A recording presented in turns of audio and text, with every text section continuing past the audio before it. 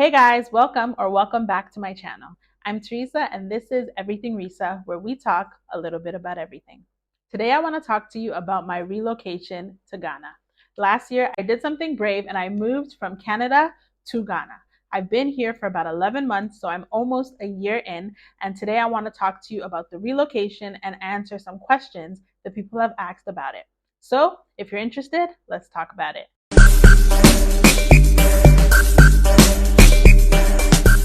So many people think I just got up and decided to move to Ghana one day, but that is actually not true. I've wanted to do this since probably around 2017, 2018. I have old tweets, which I'll put in the video, of me saying how much I want to travel to Ghana, how much I want to live in Ghana. And this has been a desire of mine for so long. If you ask my best friend, she will tell you that this is something I've always wanted to do. I wanted to graduate from postgraduate school in journalism and then come to Ghana and be a journalist and be the next delay. Have my own TV show, Christian, of course, and just change the world. This is something that I've wanted to do, but it wasn't the opportune time. God being so good, He had better plans for me, and He made now the opportune time so that I can be with my fiance, Charles. I'm going to put his picture here. So, in 2021, God opened the door for me to be able to take this opportunity, and then I was able to come in March of 2022, and I've been here since then. So in March will be my 1 year anniversary. Relocating to Ghana has been amazing. Everything that I dreamed it would have been, it has been. Of course, there's been a little hiccups and some things that I miss about Canada, but still I wouldn't trade it for the world. Growing up, I didn't travel much, and I'm not a person that was too much in touch with my Ghanaian culture. So I really feel and have always felt like being here, living here, would make me more in tune with culture, would teach me a lot of valuable things about Ghanaian culture that I did not know that I could pass on to my kids as well. And so I'm really, really happy about that. Anywho, now let's talk about the relocation. So, since seeing me relocate, so many people have asked how they can do it too. I have put together a list of 4 essentials that you will need if you plan on relocating to Ghana. So, number 1, you need a plan, either a job or a purpose or some sort of intention for your trip. Unlike Canada, Ghana is not a place that is very diverse in terms of activities and programs that you can use to pass your time. You either have a job or you don't. If you don't have a job or you don't have a business or a purpose for being here, you will get bored really, really quick. Luckily in Canada, there are recreation centers, there are programs, there are courses and different stuff that you can enroll in to pass your time if you don't have a job or a business or something to do day to day. But Ghana is not like that. If you don't have something to do day to day, you will be bored. That is probably the biggest difference between Canada and Ghana. If you don't have something to do on your day to day, you will not like it. A lot of people think that living in Ghana is like Dirty December all year round. That is not the truth. Dirty December is a special time catered towards enjoyment, celebration, tourism.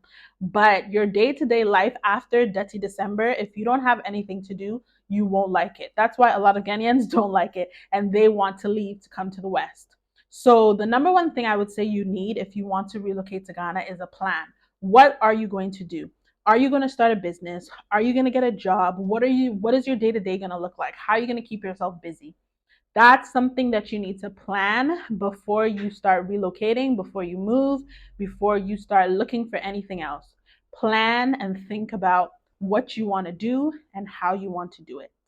Number 2, the second thing you will need is money. Ghana is expensive, okay? This is, according to statistics, Ghana is the most expensive African country to live in. And so, if you want to relocate to Ghana, you're going to need money, and not just like vacation money or filler money. You need a lot of money. A lot of people make the mistake or would make the mistake of thinking because our currency is more, you would need less and can survive for longer. That's not true. The inflation in Ghana is not your mate. The inflation goes up as gas goes up, as transportation goes up. And so your currency that is stronger, though it's still more powerful, because prices are higher, you don't feel it. You don't feel the fact that your currency is more powerful because prices are higher anyways. For context, when I first came in March, a loaf of bread was about 7 cedi. Then last year, near the end of the year, it was about, I think, 11 cedi. Now it's like 14, 15 cedi.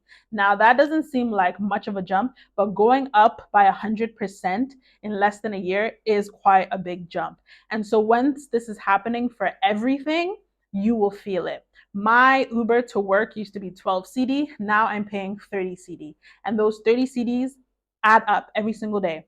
30 cedis there, 30 cedis back, that's 60 cedis a day, as opposed to paying 24 just a year ago. And so you need money. You need to make sure you have a lot of money saved up, or if you don't have money saved up, you need to make sure you have a way of making money when you're in the country, or else it will not be enjoyable. Remember, this is not a vacation. This is not dirty December. This is everyday life. You need to be able to make income that will allow you to live as if you were living in Canada.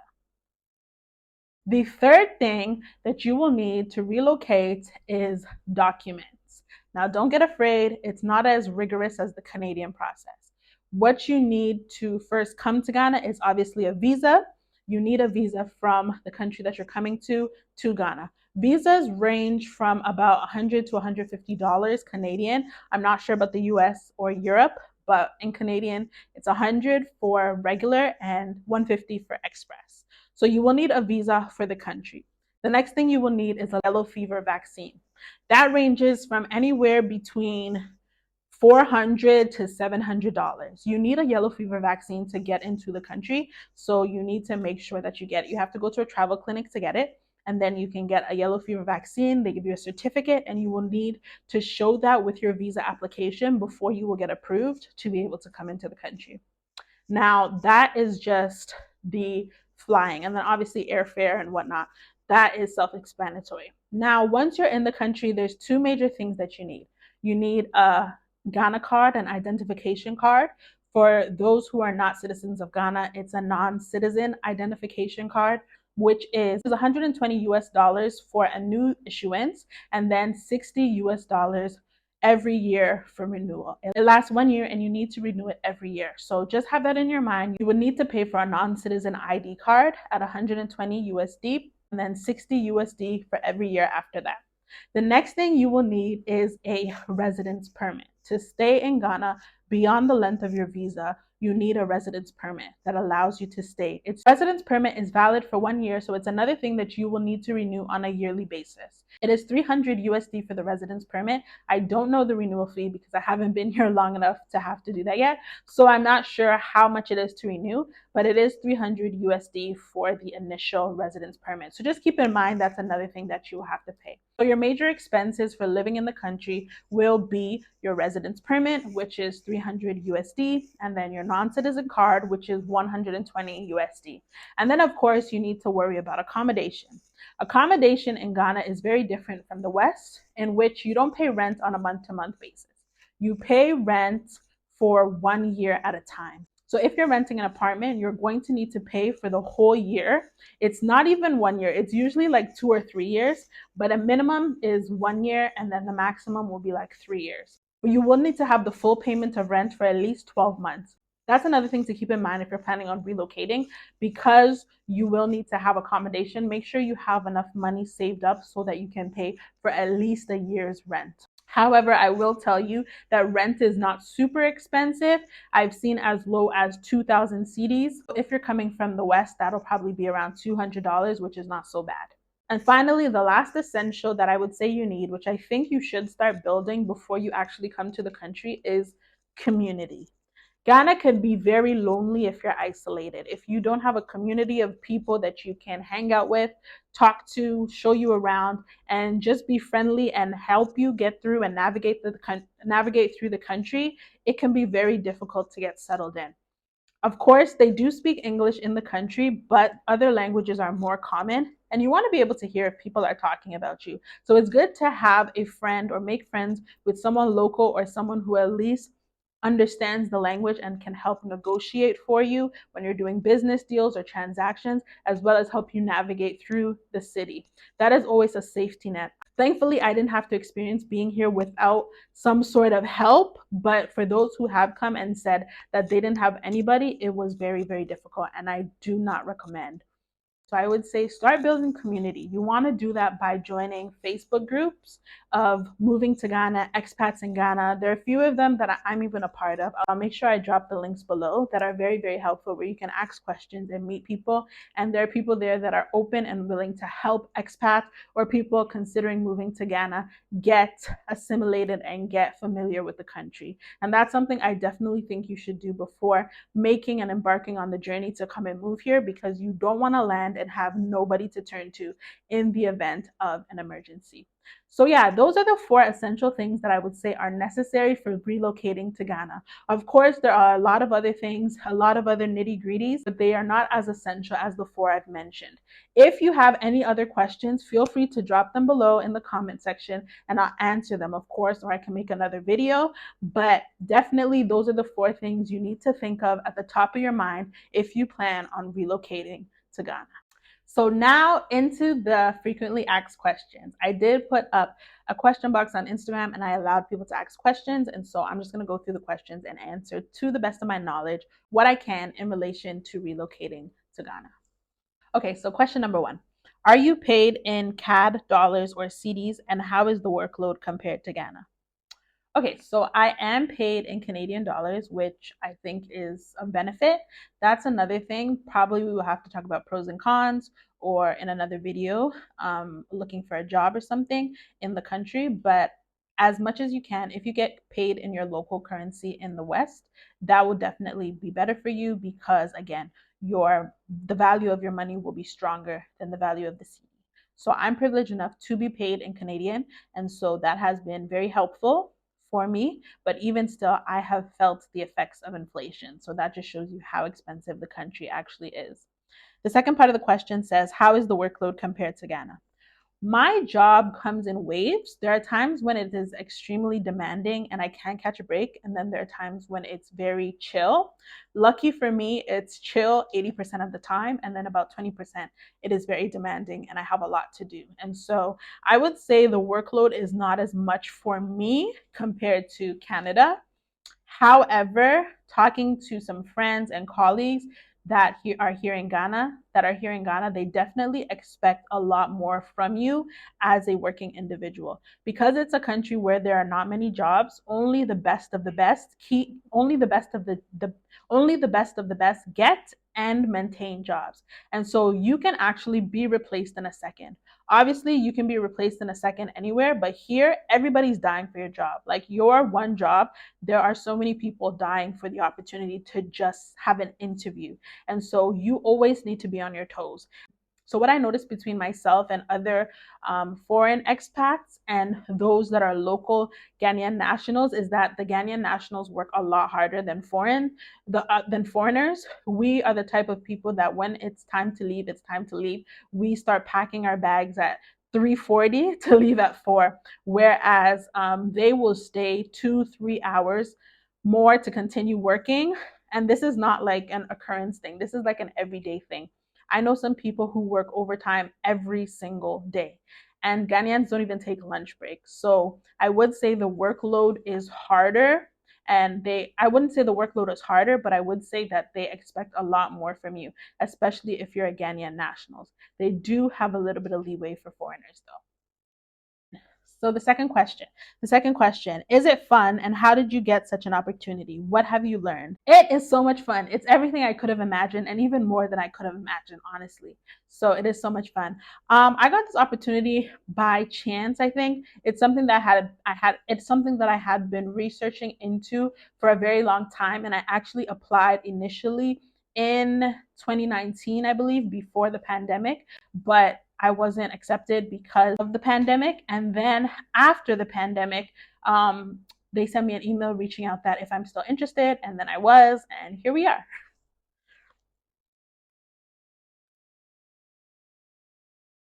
What have I learned? Oh my gosh, I've learned so much.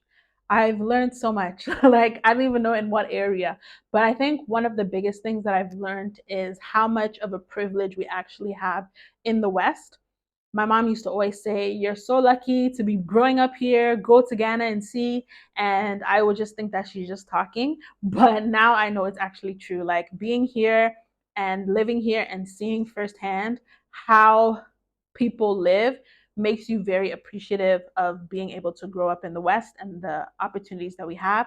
And even like interacting with locals, like talking to my colleagues and hearing their stories and their journeys and how their lives have been has really opened my eyes to how many opportunities there are in the West. And so we need to take advantage of them. Like I will never overlook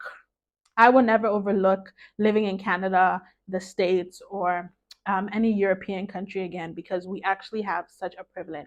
We actually have such a privilege. And so it's up to us to take advantage of that and really work hard. Next question. What has been the biggest culture shock for you since moving to Ghana? There are so many. Like, where do I even start? The biggest culture shock for me would be, oh, the lack of customer service. Someone needs to come to Ghana and teach the whole country about customer service because, hey, like customer service doesn't exist. Like it's actually amazing. It's actually amazing how much it doesn't exist. Like I can't even. It's amazing. Like there was me and my friend were in a store last week or so, and she was asking for help, and she literally asked the sales associate, like, "Excuse me, hello," like trying to get someone's attention. She was on her phone, like she was literally just on her phone, and she would look up at us and just look down on her phone and continue. She completely ignored us, and it was just fine. And we even got upset and complained to what appeared to be the manager, and he was like, "Oh, okay, sorry," and just continued on. Like he didn't even help us either. So like it's not a thing. So I think that's the biggest culture shock for me. Like the fact that it's just so not nobody cares. Like it doesn't matter if you're coming with the cash with the money, nobody cares. So yeah, that has been the biggest culture shock. Next question. What workspaces do you recommend in Accra? How reliable is the internet? Actually, the internet is really, really good in Accra. I use MTN. I can't speak to like Vodafone. Actually, I have Airtel Tigo as well, but I can't speak to like Vodafone and other networks. But MTN is pretty reliable and pretty good. I haven't really had a problem with MTN except if it's like a power outage or a down or the system is down across the country. But MTN doesn't give you those problems. Like if you go into a certain area or a certain part of Ghana, you can get service. They are pretty stable, consistent, and reliable, which I really like. But if there's like a power outage or if the system is down for everybody, then obviously you will feel a part of that. But otherwise, MTN is really, really good. So it's really good. I use just the data on my phone to stream for like the whole day to watch full movies and everything, and it's fine. Obviously, Ghana Network will always be Ghana Network. So sometimes it's not going to be the strongest. There are days when like things are just like faulty or there's a problem with the system. Like the other day, I was doing a live and it was just disgracing me. But otherwise, it's pretty consistent and reliable.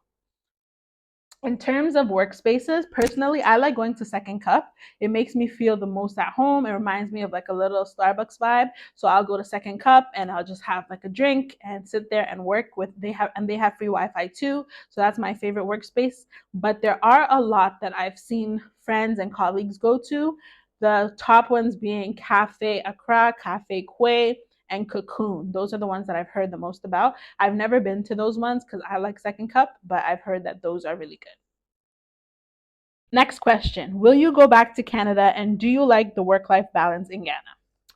I will go back to Canada eventually. My family is in Canada. My whole family is in Canada. I can't just abandon them. So I will go back to Canada. But right now, I'm enjoying my time in Ghana. But I definitely will go back to Canada.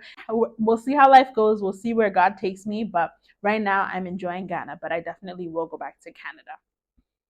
The work life balance, I would say for me, is really good. The only thing I don't like is the working hours of Ghana are a lot longer than Canada. In Ghana, they start work at 8 a.m. and they end at 5 p.m. So they actually work a full 8 hours, not seven like us.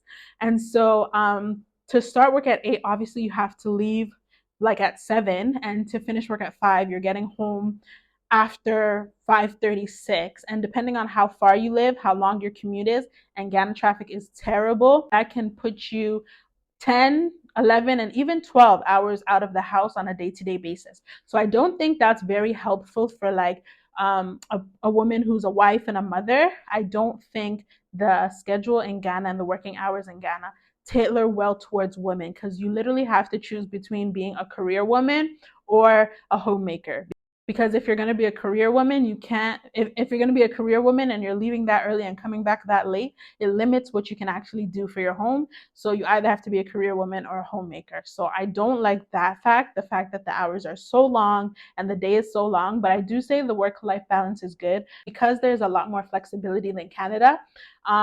I don't have to call out of work that often. I could just say I don't feel like coming in today, or it can be raining, and so nobody's coming in.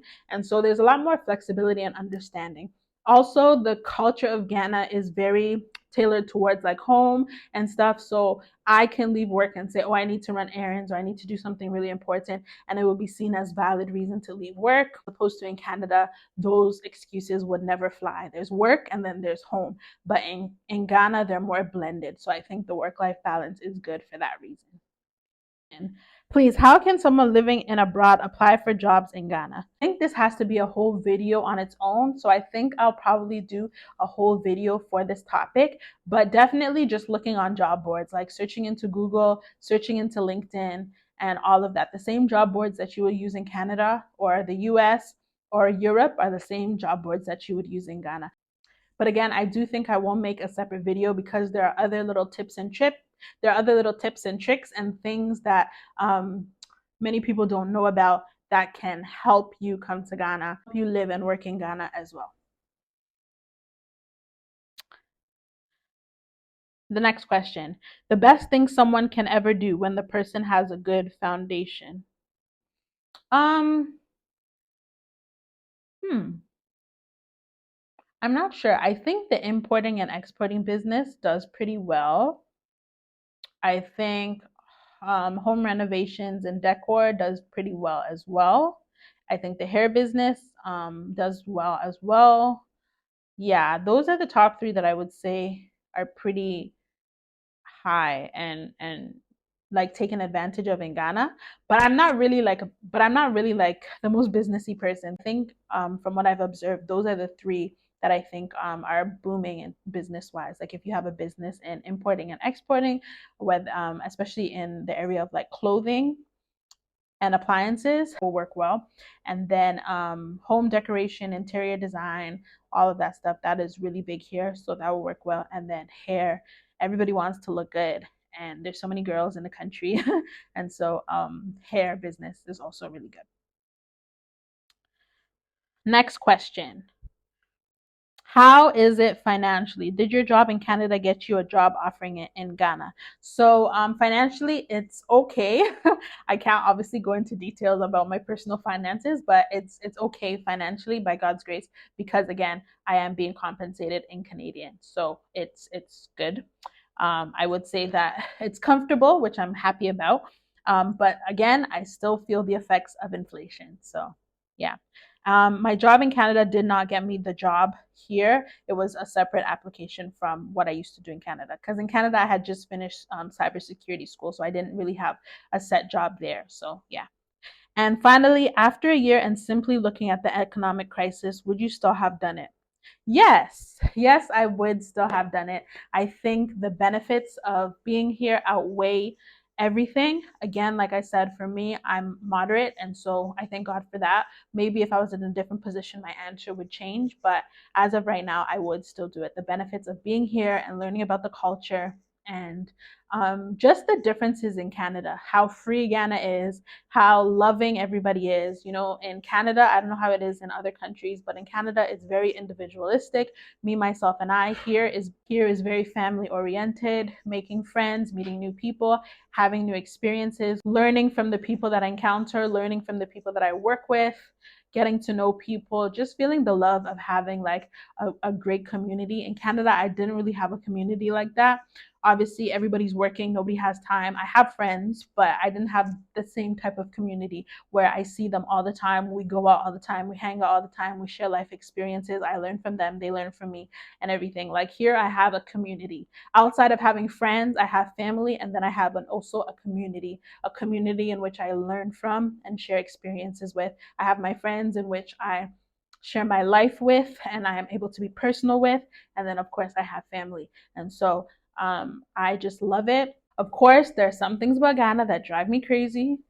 And sometimes I really do miss Canada. I miss my family there. I miss my friends there. And I miss my dog.